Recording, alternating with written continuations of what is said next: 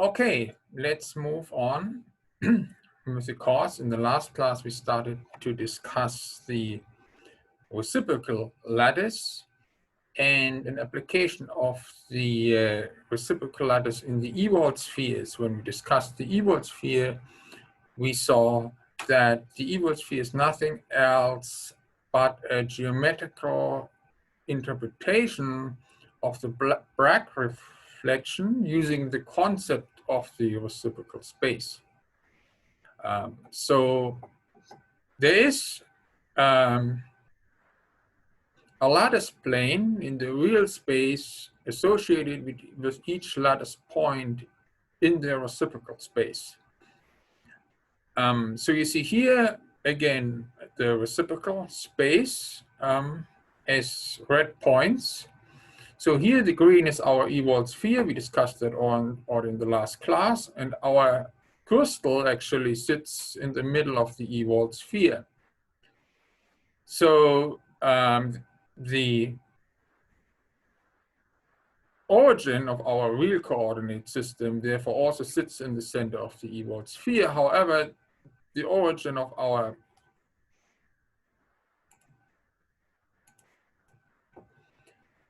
reciprocal space is this point here, the point where the X-ray beam leaves the Ewald sphere. So now as we rotate our crystal, we rotate our lattice planes. So for that reason, we also rotate our lattice point in reciprocal space. So when will a reflection occur? It will occur whenever a point within the reciprocal space comes to lie on the surface of that Ewald sphere. Okay, then we will measure a reflection. Okay, so generally when we place a photographic film, as shown here,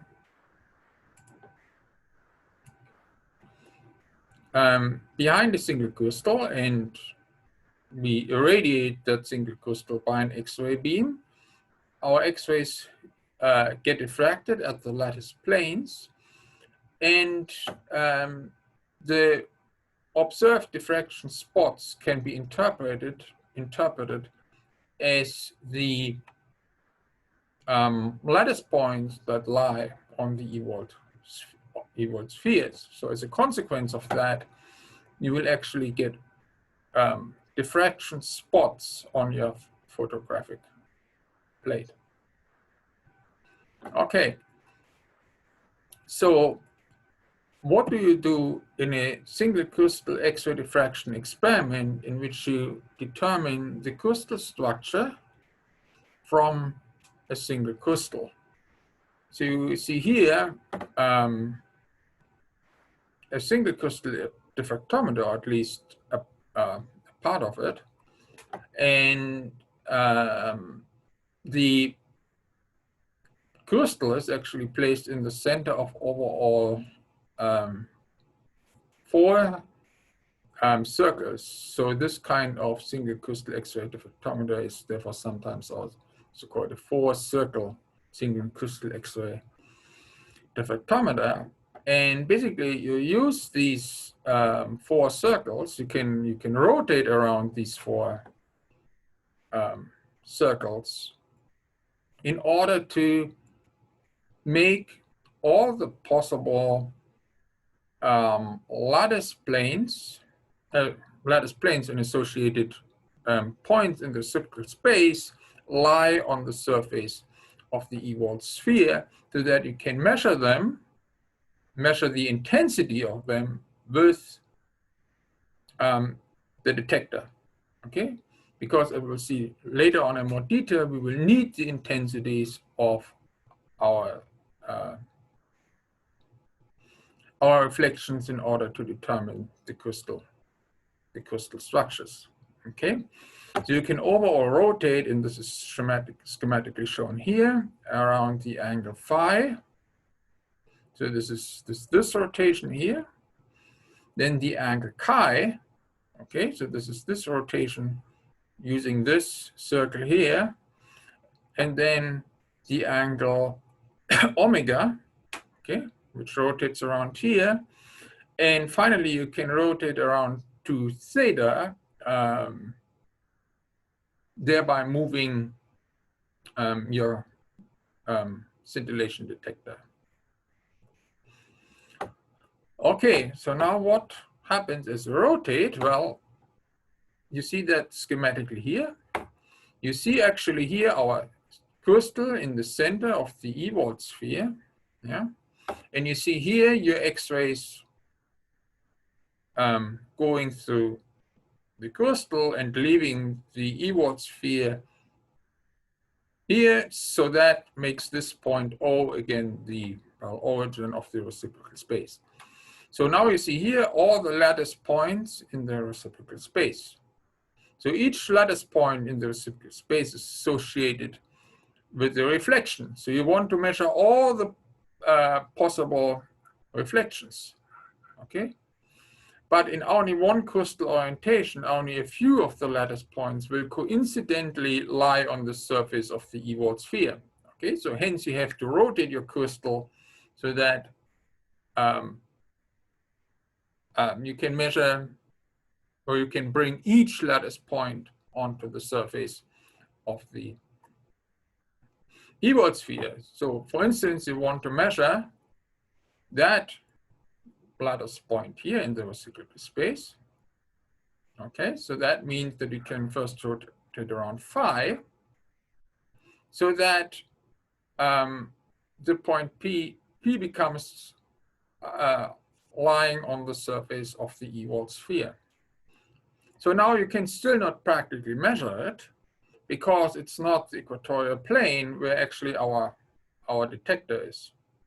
Okay, so therefore now next you rotate around the angle chi, as shown here, okay, to bring the point on the surface of the Ewald sphere into the equatorial plane of the Ewald sphere.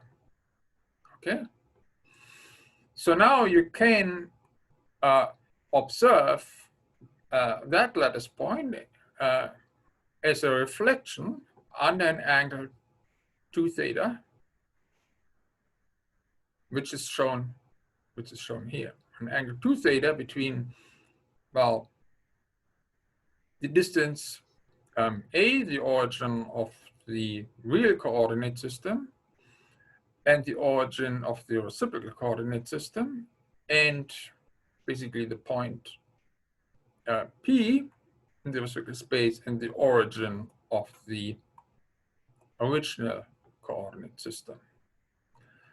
Okay, so now coincidentally, that angle 2 theta may lie well at an angle which is not well accessible by the counter detector. So for instance, our circles here, they consume space, and if we have bad luck, then the detector cannot be rotated into position so that that point P actually can be measured. For that, you actually now have the possibility also to do the omega rotation.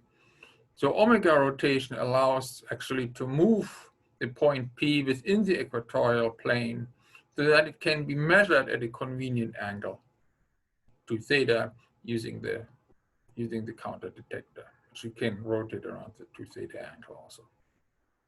Okay, so this is what you basically do in a single crystal X-ray diffraction experiment that aims at the determination of the crystal structure of the crystal.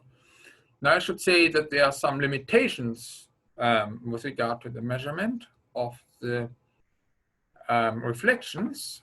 So we can only measure reflections that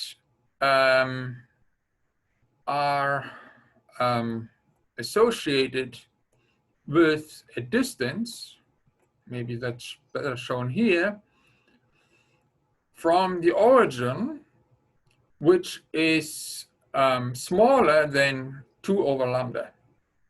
okay?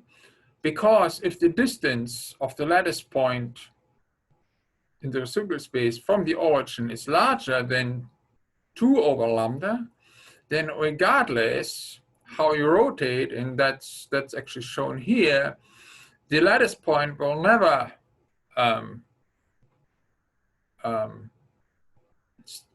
lie on the surface of the Ewald sphere. Okay, regardless how you rotate, the lattice point will never move to the surface of the Ewald sphere. Okay, it's just too far away from the origin, more than the value of 2 over lambda. Okay, so that means also that the wavelength lambda determines how many lattice points you can measure. So essentially, the smaller the wavelength lambda, the more lattice planes and lattice points in the reciprocal space become observable. Okay. So we can say that the resolution of our X-ray diffraction experiment is limited to lambda half, the inverse of 2 over lambda.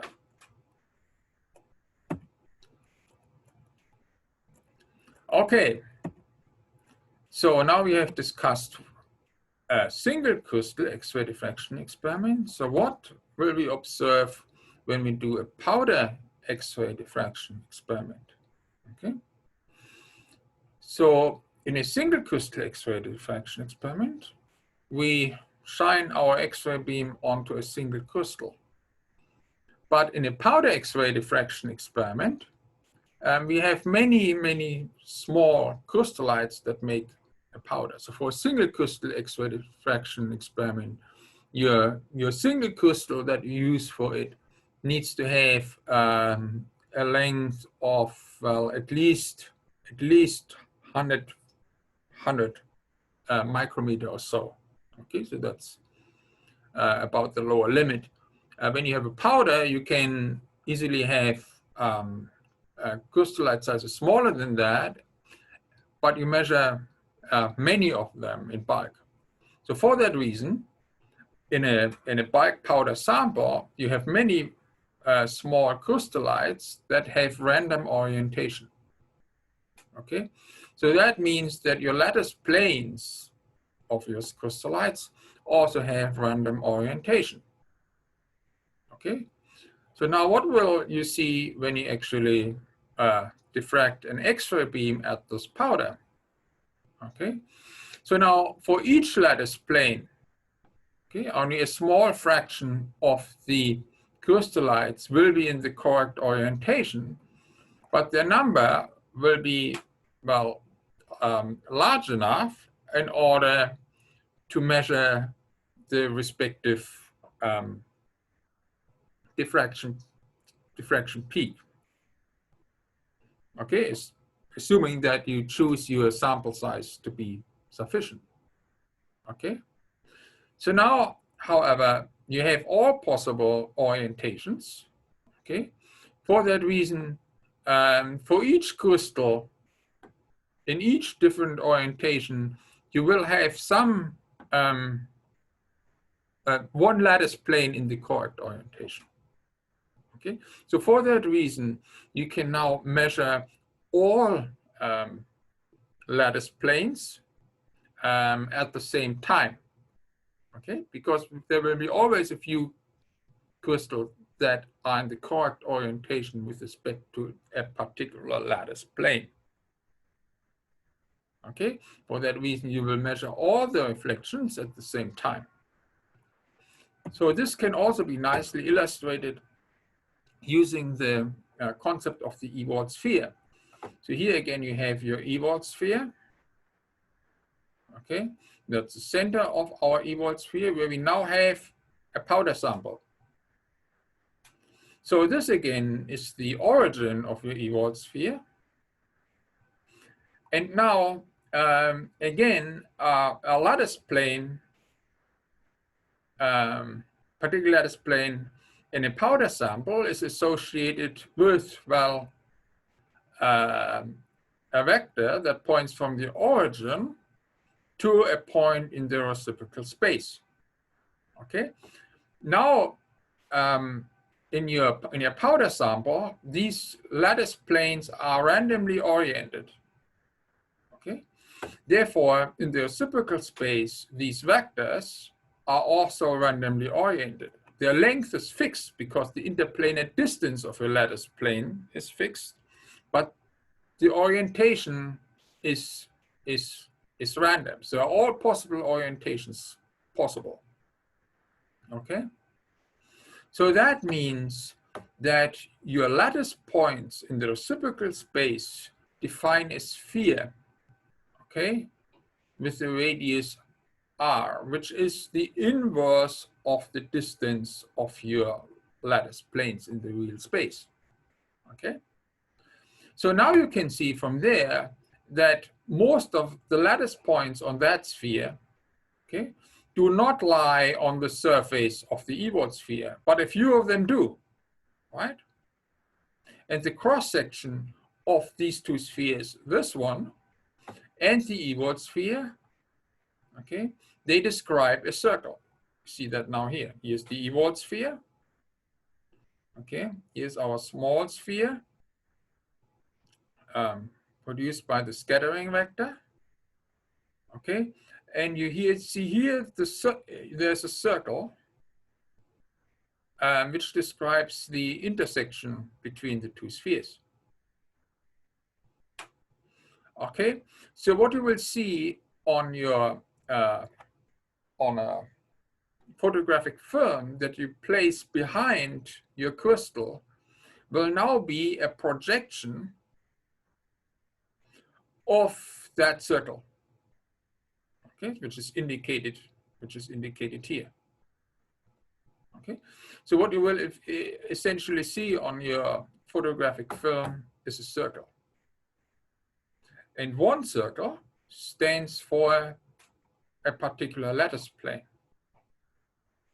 Okay, and the larger the radius of the respective circle, well, the larger the diffraction angle to theta. Okay, so the radius of that circle will therefore correspond to a diffraction angle to theta. So what you can do now is to correlate the intensities that you measure on your photographic film as a function of, well, 2 theta. And then you get a one-dimensional projection of your diffraction data, and that is typically what a powder X-ray diffraction pattern looks like. So you have the intensity of the diffracted X-rays versus the 2 theta angles. So we see usually multiple peaks that have a variable intensity. Okay, so now this diffraction pattern is characteristic for the crystal structure of your powder. Therefore, it contains the information about the crystal structure of your powder. All right, so therefore let us make a brief comparison between single crystal versus powder X-ray diffraction pattern. So both of them can be used for phase identification. That means you can determine the phase from the pattern. You can determine lattice parameters from your data, and you can do structure solution and also structure refinement leading to the actual crystal structures. Now, the first two can be done equally well with powder X-ray diffraction and single X-ray diffraction. The latter two are a lot easier with single crystal X-ray diffraction. That is because in single crystal diffraction, you do not have issues with peak overlap. Okay, in powder X-ray diffraction, you can have peak overlap. So two lattice planes, okay, may be observed at very similar to theta angles. Okay, and because the powder X-ray diffraction is a two-dimensional projection of the crystallographic data, you lose some information. Okay, but still you have in principle enough information in order to do a structure solution in structure refinement, but it is more difficult of a process and it can fail more easily, especially when you have more complicated diffraction patterns with many peaks, with many peak overlaps. So it becomes more difficult to deconvolute them, and because of that, more likely your crystal structure determination can fail. So something that single crystal diffraction naturally cannot do is crystallite size distribution, because we have only one single crystal. This is possible for powder X-ray diffraction. So the width of a observed peak depends on the crystallite size. Okay, so if the smaller the crystallite size, the broader usually the peaks become, because your structure is not really infinite anymore. Okay, so if you have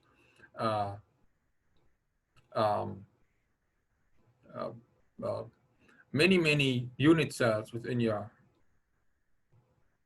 crystals, then that's still approximately an infinite amount of unit cells. But if your crystal becomes very small, then the approximation that we have basically an infinitely large structure doesn't hold so strictly anymore, and you can observe this by a broadening of your peaks. From that information, you can determine a crystallite size distribution. All right, so let us look a little closer at phase identification. So when you have a known substance which has already been measured, then you can use databases in order to identify the phase. Okay, so the International Center for Diffraction Data maintains a so-called PDF database of all known powder X-ray diffraction patterns.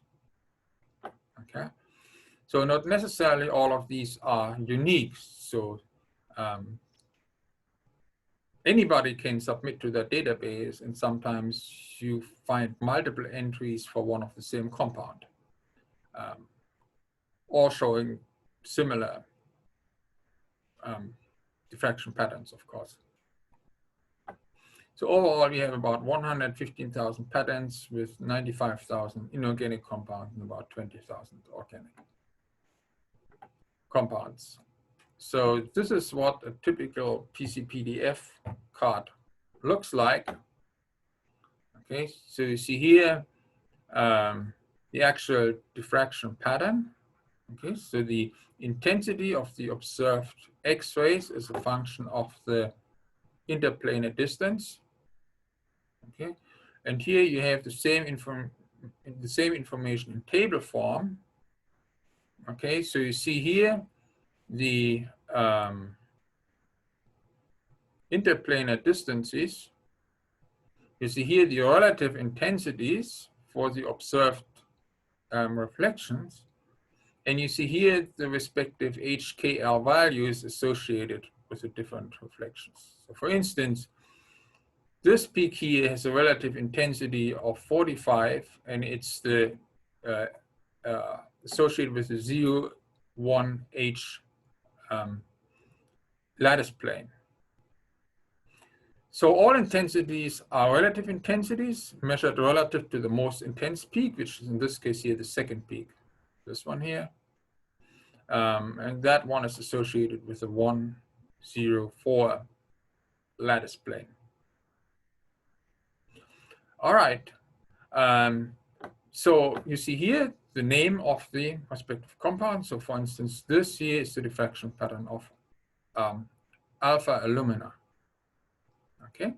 So if your diffraction pattern looks exactly like this, then you can say for sure, well, your substance is alpha alumina. Very unlikely it is something else because X-ray diffraction patterns are so much of a unique fingerprint of a specific compound. So you see here on the left-hand side, some other information. So you see molecular weight, you see the volume of the unit cell, you see that the crystal system is hexagonal, and the lattice is, in this case, rhombohedral, and the space group is R3 bar C. That's the space group number 167. You see also here the cell parameters that have been obtained from indexing the diffraction pattern. So A in this case is 4.758, B is 12.99, and the crystal system is hexagonal. So therefore, two angles have to be 90 degrees and one angle has to be 120 degrees. So you see also with what radiation that X-ray diffraction pattern has been measured. You see that it's in this case copper K alpha 1 radiation. We've previously discussed what that means. So that refers to the electrode material, which in this case copper, and we measure a transition from the L shell to the K shell. Particularly, we measure the K alpha 1 transition. So you see here the associated wavelength. This is 1.540.562. Okay, so that's an important information because when you measure X-ray diffraction patterns with different X-rays of different wavelengths, your diffraction pattern will look significantly different. So the larger the wavelength, the more you measure toward higher diffraction angles. You can measure fewer reflections, but on the other hand, your resolution is better because they are spaced more apart. So there's a trade-off between the advantages of measuring at larger wavelengths or at smaller wavelengths, but to compare a measured X-ray diffraction pattern with a PCPDF card, it's important to know with what wavelength it actually has been measured at. Okay, so now if you do not have a known substance, which is part of a database, but an unknown substance, you cannot use a database card in order to determine, well, what it is, what the unit cell parameters is. Unit cell parameters are what the crystal system is. So the first step in order to determine the crystal structure is then to index your diffraction pattern. Okay, so indexing means you determine which reflection planes, Miller planes, belong to which peak, and from that you determine the unit cell parameters. Okay. So that can be manually done fairly easily for high symmetry crystal structures like cubic crystal structures. But it becomes increasingly complex when you have lower symmetries. In this case, you really need computer algorithms in order to determine the lattice parameters in a reasonable amount of time. And even then, you do not have a guarantee that you can index your diffraction pattern. Not really, the indexing fails, partly again because peaks can overlap, and partly also because sometimes the intensities of the peaks are so small that they may not be measurable anymore. So the lattice plane actually may diffract, but under practical conditions, your peak is not observable. Then you overlook this peak and your indexing fails. So this is a common reason why indexing of a diffraction pattern can actually fail. What I want to do now is go through a few examples using a cubic lattice and show you how you can index a diffraction pattern manually so that you understand the basic process. So, okay, so you see here Bragg's law again, which says that lambda is equal to 2d times sinus theta. So we can rearrange this equation a little bit. We can resolve it for 1 over d, and then 1 over d is equal to 2 times sinus theta over lambda. So now we can just square this equation, okay, on the left side and on the right side, and then it becomes 1 over d squared is equal to 2 times square, which is 4, times sinus square theta over lambda square. So why do we do this mathematical transformation? This is because of the relationship between interplanar distance, Miller indices, and the lattice parameter A that we previously saw for the cubic crystal system. Okay? So now what we can do, we can substitute 1 over d squared in this equation by that term here, 4 times sinus square theta over lambda square. Okay? And then we can solve the resulting equation, which just says that 4 sinus square lambda square is equal to h squared plus k squared plus l squared over a squared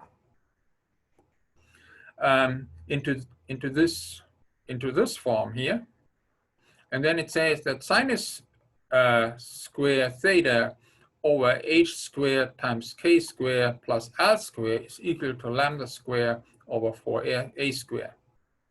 So why do we do this rearrangement? This is because now here on the right-hand side, okay, we have a simple number. Because lambda is a constant, or we can say we have a constant. Because lambda is a constant, that's the wavelength of our X-rays, and the lattice parameter A is also a constant. Okay? So now what this equation says that sinus square theta of the angles under which we observe refraction over an integer number, h squared plus k squared plus l squared, must be equal to a constant. Okay? So now your task is that you need to find the values HKL that give a constant, okay, this constant, when divided by each sinus square theta.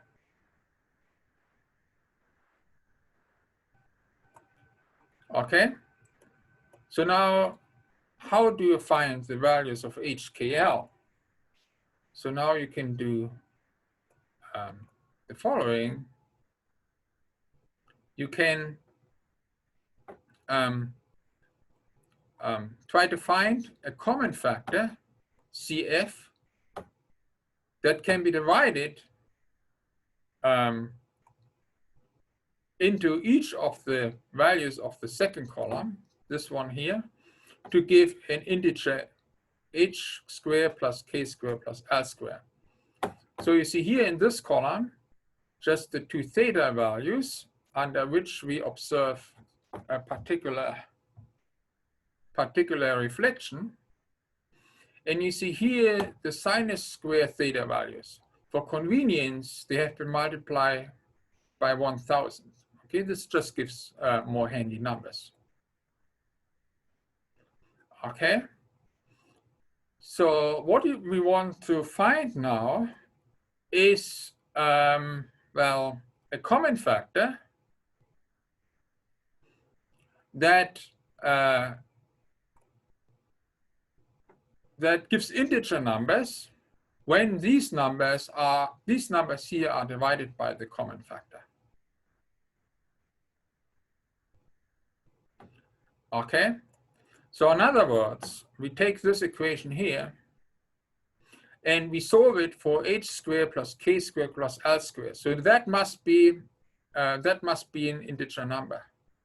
Okay, so to do that, we have to bring this term here to the right side and bring this term here to the left side, where it's in the denominator.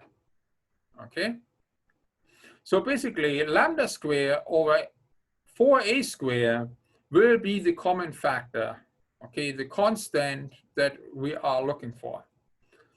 And once we have that constant, we know our lattice parameter a, because we know the wavelength lambda of our X-rays.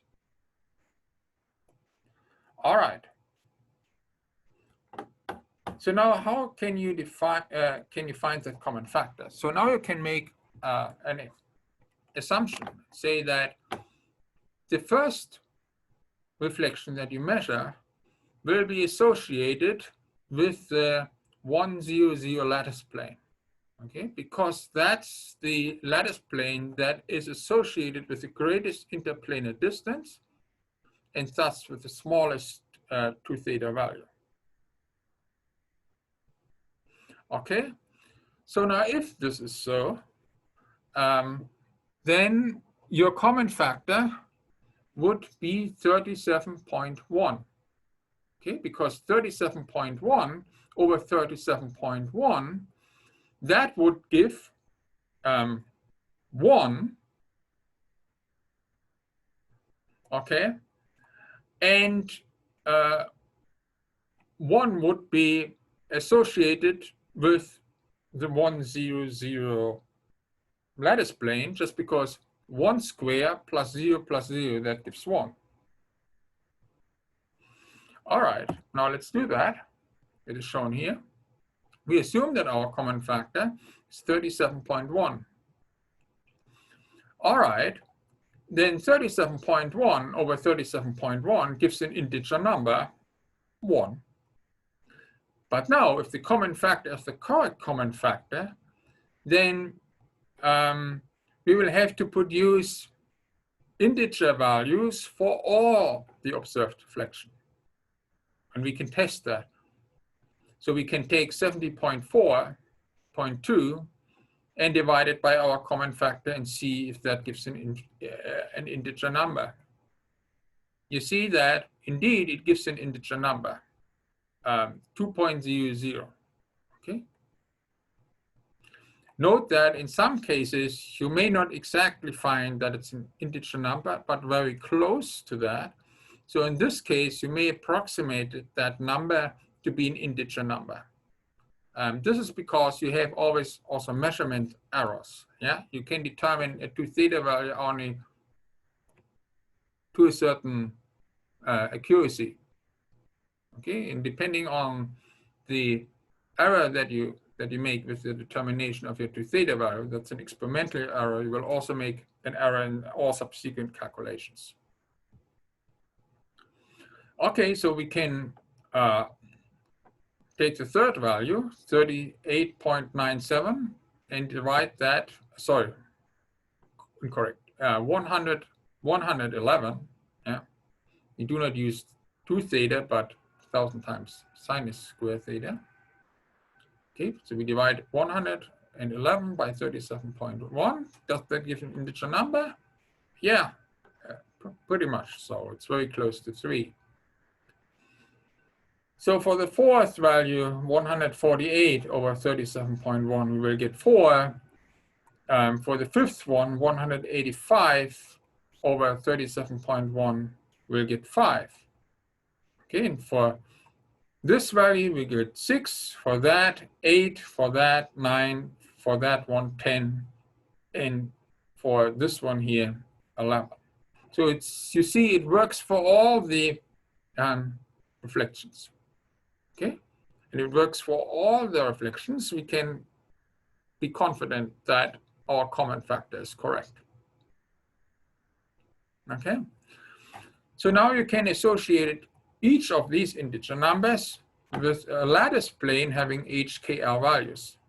Okay, after that task, you have associated each peak observed at a particular 2 theta angle with a lattice plane having a set of Miller indices. Okay, so for the first peak, h square plus k square plus l square is equal to 1. So that can only be for the 1, 0, 0 reflection plane, because 1 square plus 0 square plus 0 square, that gives 1, and there's no other possibility.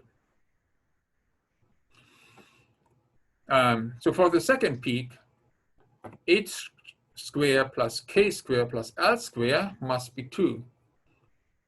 That is only the case for the 1, 1, 0 lattice plane, because 1 square plus 1 square plus 0 square, that is equal to 2. So for the third one, the HKL values must be 1, 1, 1, because only 1 square plus 1 square plus 1 square gives 3. Okay, so the fourth one, the HKL values must be 2, 0, 0, because only for this combination we get 4. In this case, 2 square plus 0 square plus 0 square gives 4.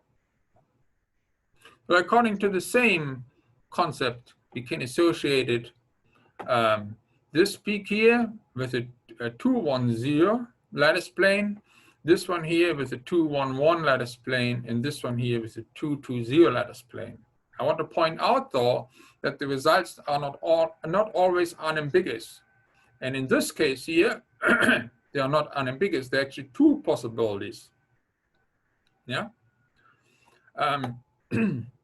So the integer number 9 can be produced both by the 3, 0, 0 and the 2, 1, 1 lattice plane. Okay, because 3 square plus 0 square plus 0 square gives 9, and 2 square plus 2 square plus 1 square also gives 9. And that means that these 2 lattice planes will actually diffract under the same angle. Okay, and the respective peaks will actually overlap. Yeah. So for these 2 peaks, again, it's again unambiguous. This one here is associated with the 3, 1, 0, and this one here is associated with the 3, 1, 1. All right. So now we still want to know the unit cell. Well, I told you that the common factor divided by 1000 must be equal to lambda squared over 4a. All right, you know lambda. Therefore, we can just solve the equation for a. And that would give you, in this case, that a is equal to 4 angstroms. Okay, you can derive the lattice constant directly from the common factor. So now you have completely indexed your diffraction pattern. Okay, you have assigned HKL values to your reflection, diffraction peaks, and you have derived the unit cell constant successfully. Okay. Okay, you can also do it the other way around. You can actually calculate diffraction patterns from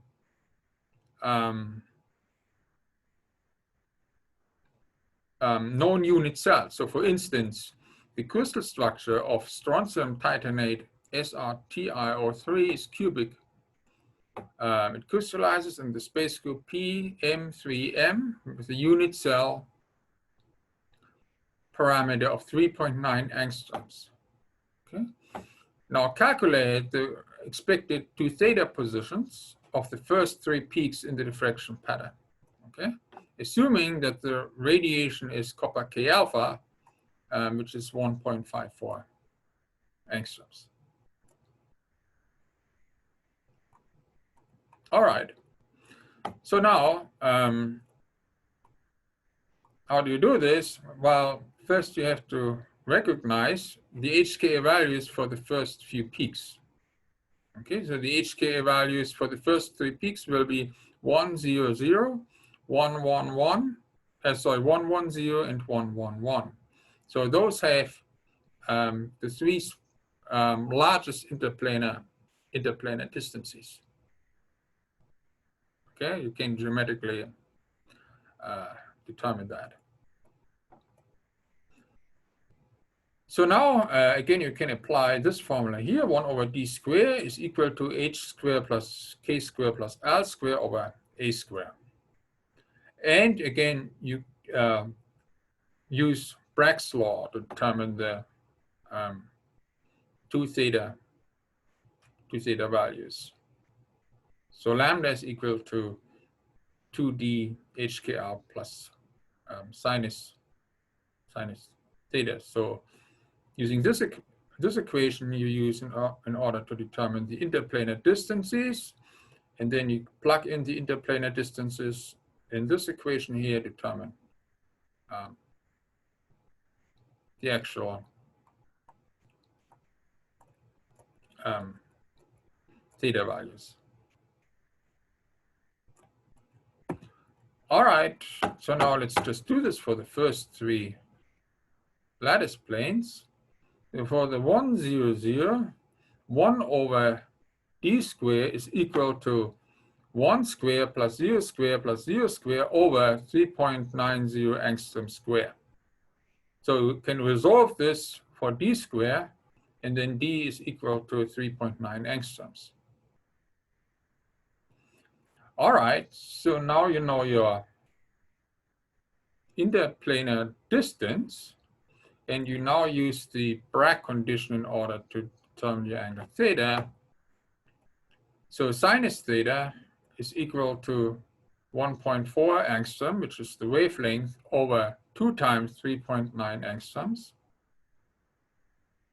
Okay, and then you have the sinus theta value from which you can determine theta, which is in this case 11.4 degrees. Then 2 theta is equal to 2.8 degrees. Okay, you can do now exactly the same also for the other 2 peaks. So for the 110 lattice plane, 1 over d squared would be 1 squared plus 1 squared plus 0 squared over 3.9 angstrom squared. So again, solve this for d, and then d will be 2.76 angstroms. All right. So now use that value and plug it into the Bragg condition and solve the Bragg condition for sinus theta. Then sinus theta will be 1.54 angstroms over 2 times 2.76 angstroms. And from the sinus theta value, you can then determine the theta value, which is 16.2 degrees. So 2 theta will be 32.4. Okay. And that's the diffraction angle under which you should observe this reflection plane, lattice plane. So for HKL is equal to 1, 1, 1. Well, 1 over d square would be 1 square plus 1 square plus 1 square over 3.9 angstrom square. So solving this for d would give you 2.25 angstroms. Then plug this into the Bragg condition. Solve for sinus theta. Then this is 1.54 angstroms over 2 times 2.25 angstroms. And then calculate the theta value from the sinus theta value, which is in this case 20 degrees. And then 2 theta would be just 2 times of that, which is 40 degrees. All right, our time is over, and we can stop at this point, and we